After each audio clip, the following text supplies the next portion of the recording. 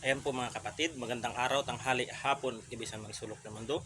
Narito naman po ako at magbabahagi at aking tatalakayin ang mga iba't ibang uri na nilalang na mga duwende, kung ano-ano ang mga pag-uugali at mga ugali at mga katangian ng mga ito, tulad ng duwendeng puti, pula, itim at berde. Ayan po mga kapatid at aking tatalakayin. At bago po ako magsimula, shoutout po sa aking mga manonood. Mega love shoutout po sa lahat. At sa aking mga kapatid na sa spiritual, sa larangan na nag-aaral at nagtatahak ng lihim na karunungan, sa mga manggagamot, sa mga faith healer na kapwa ko. Yan, magandang araw, tanghali, hapon, gabi sa inyo. At ating tatalakayin ngayon ang ni-request sa akin ng isang manonood ito, at kapupulutan din niyo ng aral ang kung ano ang mga katangian ng mga diwende, no, tulad ng diwendeng puti, itim, pula at berde. Ayan, at ating tatalakayin ngayon ito mga kapatid. At isinulat ko lang dito sa aking cellphone. Ayan, bago na naman. Ayan, ang mga uri ng diwende sa susunod na lesson ko ukol sa mga diwende, at ito na at aking tatalakayin ngayon. Kung makikita ninyo sa libro na ipinagkaloob ko ay may mga orasyon para sa mga ito, pero dapat mag-ingat at hindi lamang basta-basta gamitin ang mga orasyon at ritual dito. Kailangan ninyo munang malaman kung ano nga ba ang mga karakteristik ng mga duwende, para hindi kayo malinlang at malaman ninyo ang ito ayon sa mga kulay at ang kanilang mundo, at ito ay para sa kanilang tribo. Ito mga kapatid. Ayan po mga kapatid, bago po, kunyari kami mga manggagamot, bago po kami mag-alaga ng mga ganyan, mga uri ng diwende, ay may mga ritual po kami na isinasagawa para namin yung mga diwende na yan magawing alaga o gawin naming mga alalay. Pero namimili kami ng mga mababait na mga elemento, at hindi ko ina-allowed yung mga itim na diwende, dahil yan po ay mga masasama. Ayan. At kailangan po natin maging masuri sa pag-alaga, lalo sa mga kapwa manggagamot. Yan po. At baka dyan po ang iba ay mapapahamak, o baka meron din po kasi yan pag nagipagkasundo ka sa mga ganyan mga kapatid, meron pong kapalit yan kung di mo alam ang pamamaraan ng mga ganyan. Dahil yan po, ang mga elemento ay mapadlinlang. Ayan po, mapadlinlang po ang mga yan. Magaling magpagbalat kayo. Ayan. Most sa mga diwende ay mga sinungaling. Kaya hindi dapat agad-agad magtitiwala. Ayan po mga kapatid, mahirap po magtitiwala dahil pwede po tayo magpahamak. Sa mga walang alam sa larangan ng spiritual ay ang doble ingat po mga kapatid. Yan.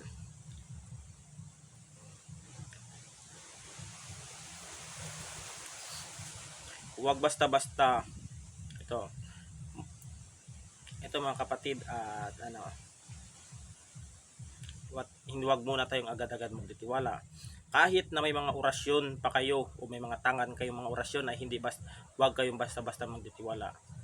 Huwag basta-basta uusal na galing sa kanila kung ang mga ito ay hindi attached. Meron din po mga kapatid, pag may ibinigay po silang mga orasyon sa inyo, at maaring iusal po ninyo ng mga ganon-ganon, tapos di mo alam kung ang orasyon pala yun na para kukunin ka o sasama ka sa kanilang sa kanilang paraiso, ay maaring magiging palakad ang tawag dyan dito sa probinsya.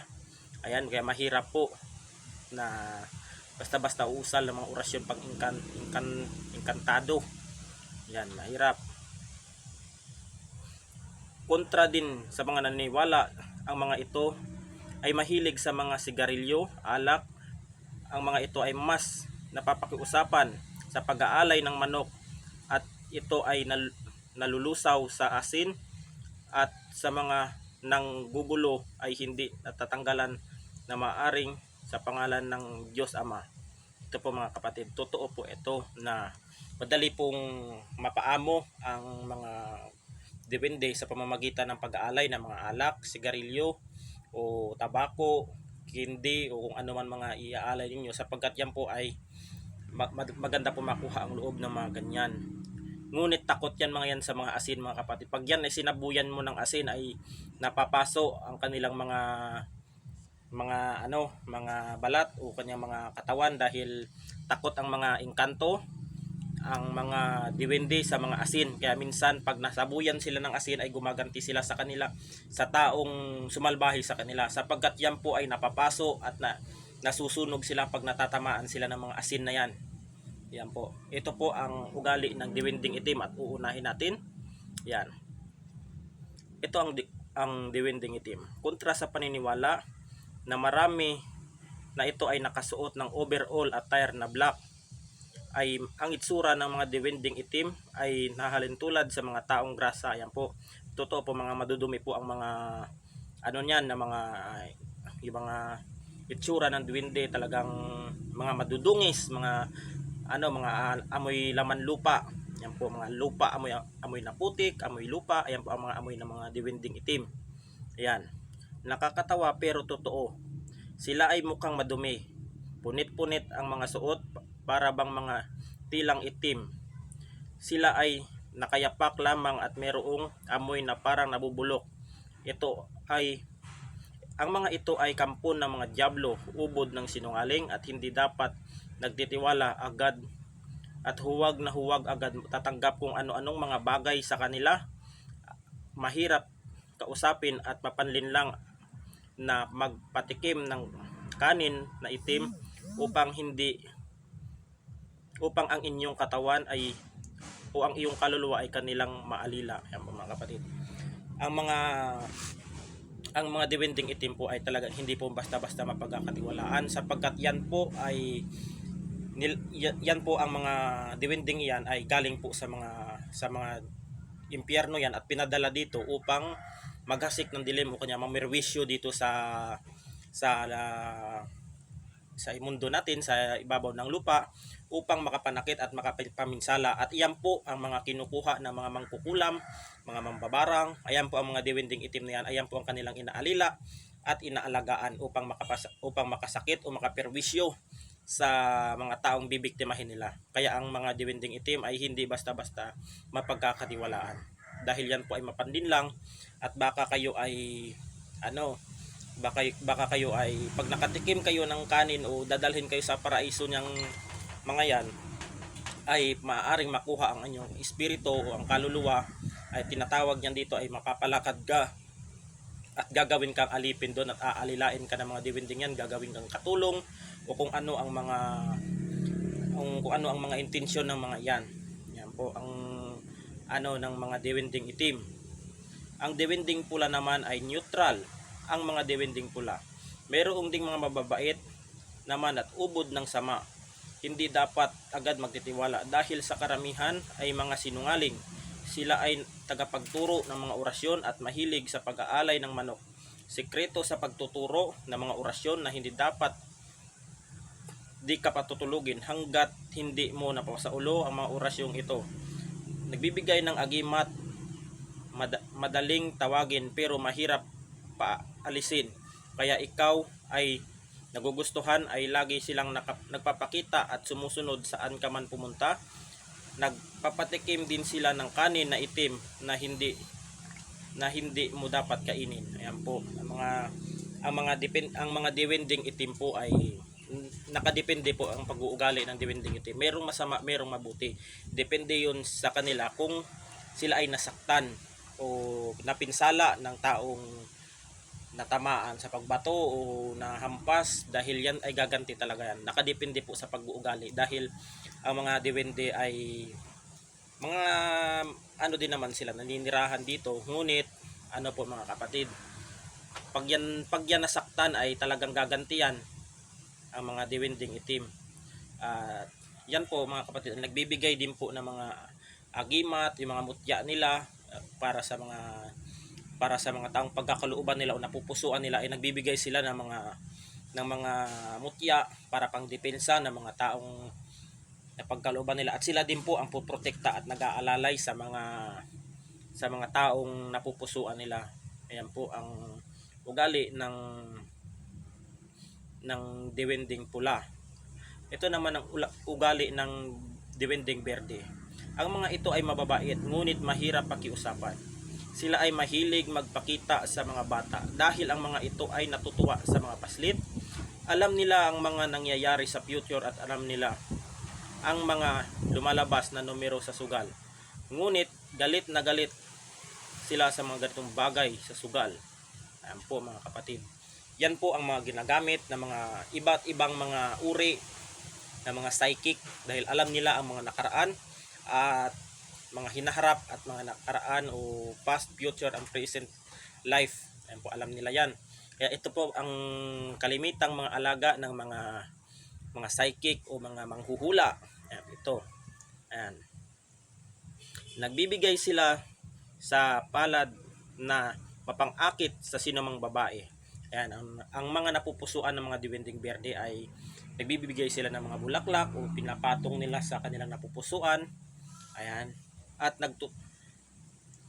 nagtuturo sa kinalalagyan ng mga kayamanan na mga inilagay, at sila po ay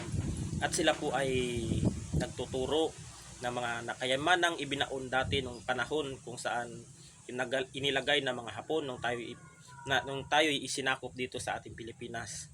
Ayan. Nagtuturo ng gamit sa mga halaman, orasyon at mga kalikasan. Ayan po. Ayan po rin kalimitan minsan ang mga gabay ng mga herbularyo. Tulad ko po. Ako po minsan ay hindi ako nag-iinom ng mga gamot, at bago po ako magpa-ultrasound, kung ako po ay nagkakasakit, ay nagpapa-ultrasound po muna ako, nag-i-x-ray kung ano po ang mga sakit ko sa aking internal o sa ay halamang gamot lang po ang aking mga iniinom, sapagkat ang halamang gamot po ay makapangyarihan po at wala pong side effects sa ating katawan. Ngunit pagtiyatyagaan po nating uminom ng halamang gamot hanggang sa tayo ay gumaling. Ganun dapat mga kapatid. Ayan. Kapag sila ay tinatawag gamit ang orasyon, sila ay nagpapakita ngunit nakaupo lamang at hindi kakausapin. Nakatayo lamang po sila mga kapatid, ang mga elemento niyan, sapagkat wala pong mga pangalan yan ang mga elemento, engkanto, sapagkat ang mga elemento, engkanto, yan, mga kapre, diwende ay hindi po sila bininyagan, sapagkat yan po ay mga immortal na nilalang na hindi nabinyagan, tulad ng hindi nabinyagan ng pari, pastor.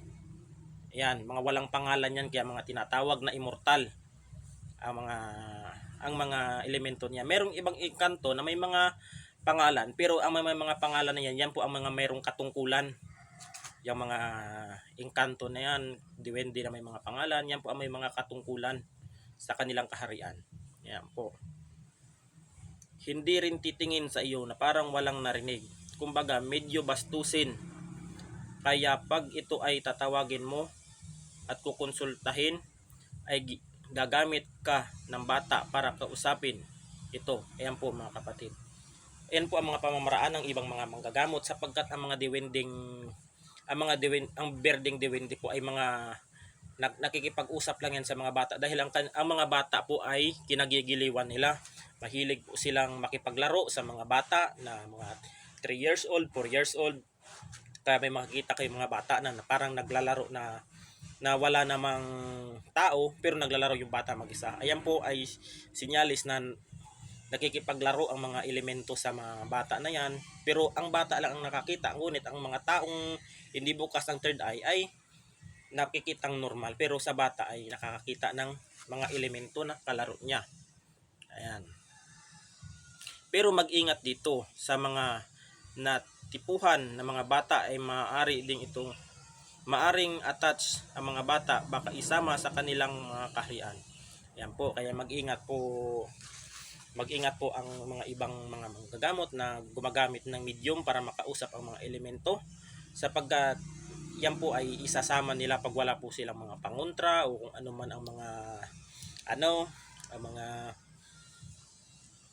pang nila sa katawan, pang depensa, para hindi sila isama ng mga elementong iyan sa kanilang kaharian. Ito mga kapatid, ang the best na mga inaalagaan kong mga diwende ay kulay puti mga kapatid. Ang diwende ay alagad ng Diyos. Malumanay, magsalita at hindi gumaganti. Kapag inalipusta ng kapwa diwende ay nakakapanggamot ng mga malalakas na barang, ngunit na namimili lamang ito ng tuturuan at pagpapakitaan. Yan. Ang mga diwende po mga kapatid, ng mga diwendeng puti ay namimili po sila ng mga karapat dapat nilang turuan na gustong turuan nila sa panggagamot, kung ano ang mga herbal na mga medicine na mga ilalapat sa mga pasyente.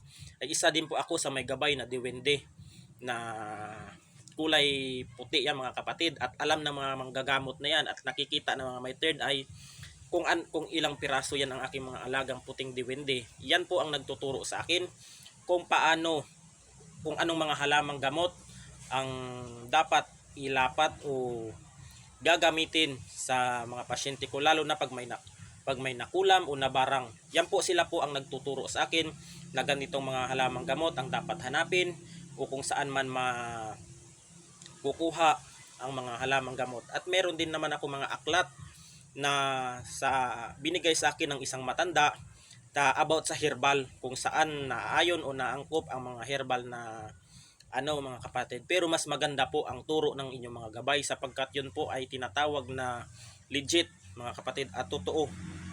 Ayan. Nagtuturo din sila ng mga orasyon. Yan. Yan. At nagdidebosyon ng mga agimat sa bilis, invisibility, lakas at iba pa.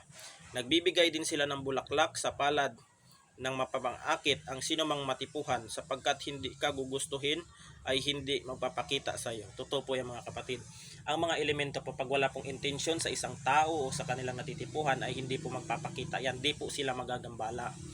Yung mga gabay ko naman ay pag alam kong may mga masakit na mga malubhang karamdaman tulad ng mga lagnat, ubo, sipon, at mga kung ano manong sakit na pisikal na kayang gamutin ng halamang gamot, ay sila po ang nagtuturo sa akin kung ano-ano ang mga dapat ilaga na mga halamang gamot, kung anong ipunas na mga halamang gamot sa kati-kati sa katawan.